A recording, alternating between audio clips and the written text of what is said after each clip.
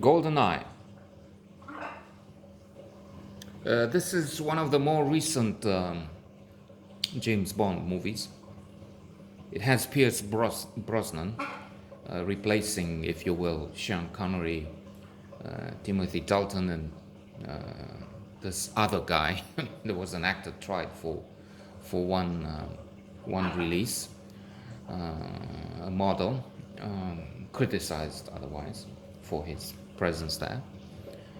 And there are some new elements that attracted the attention of this viewer.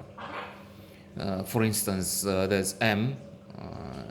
She's a woman, Judi Dench. Judi Dench would be present for many more of the James Bond adaptations to come, when Daniel Craig joins the venture.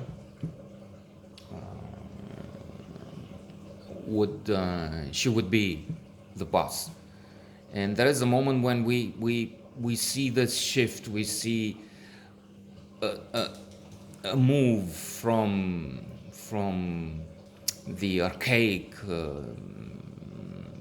looking from now, medieval, male-dominated world in which 007 was the absolute womanizer. He would just take any woman, willing or not, because in some it looks like she's not really willing, but and that's just this James Bond, this male ideal conquering all, and you cannot resist him. How can you? I mean, he's the so, the absolute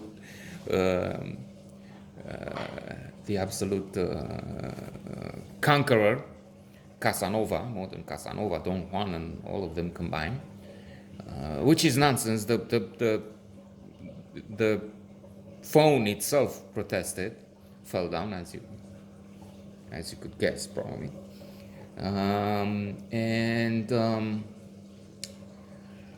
So M is talking about the change, about the fact that, well, when it starts from a drink, what would you like to drink? Well, your predecessor had cognac. I prefer whiskey. And she says to him, "You're a relic of the Cold War." Okay, and I think we can sense. I think that's implied there, that this is. I mean, a woman. First of all, she's the boss. There weren't any male bosses. There were some strong women characters, yes, true. But the overall idea was different. And this is Judi Dench, a strong female personage in charge now. She's leading over 007. Notwithstanding this change, we have the familiar stunts.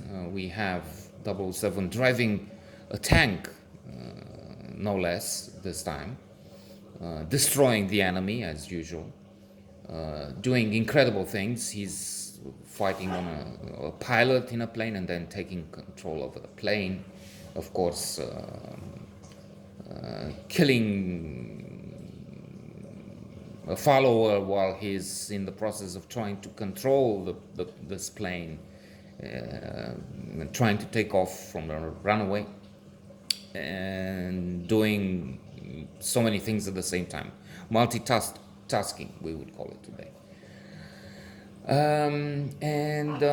There are villains, of course. There's a rogue Soviet general trying to fool the other side, but also trying to take advantage and swindle his own side, if you will. There are some attempts at humor, at jokes.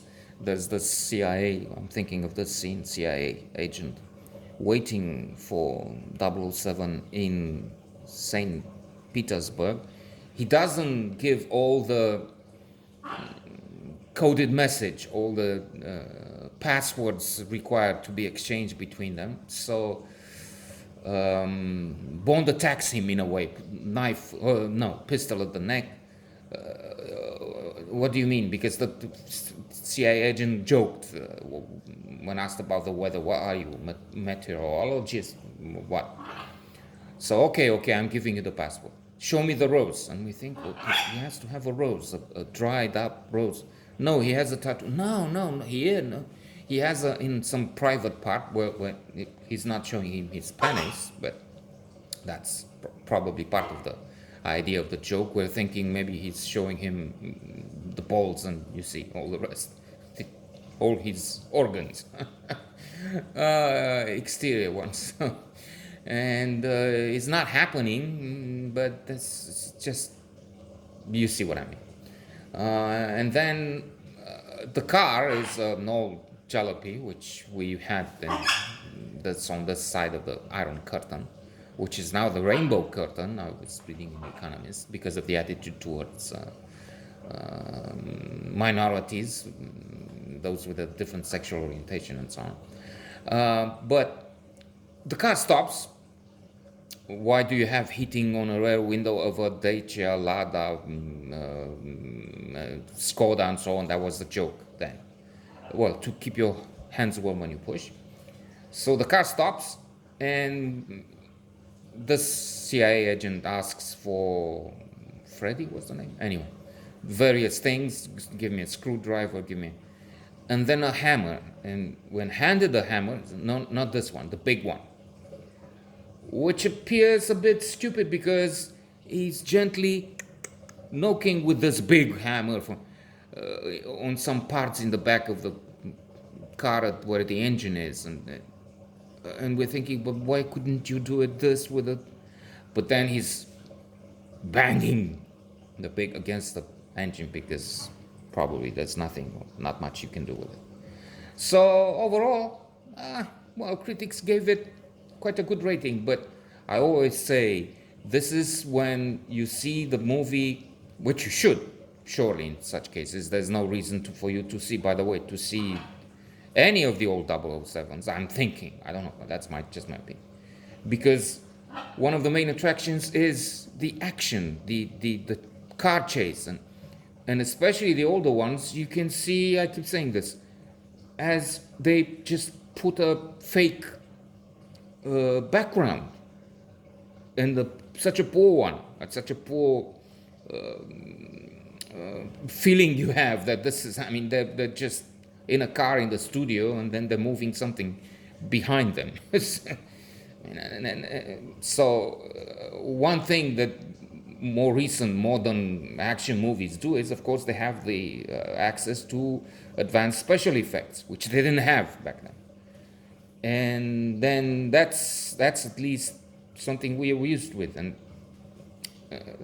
the old movies. Of course, you will always want to see Dr. Strangelove and How I Learned to Stop Worrying and Love the Bomb, because no matter if the foolish commander of a nuclear bomber is, when he's jumping on that missile or nuclear bomb, and you don't see the perfect back, that's a classic. That's one of the best 20 comedies ever made,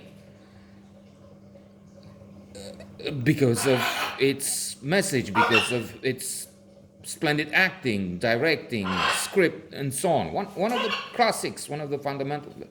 But here, why see this? Because this is not, it's just an action movie.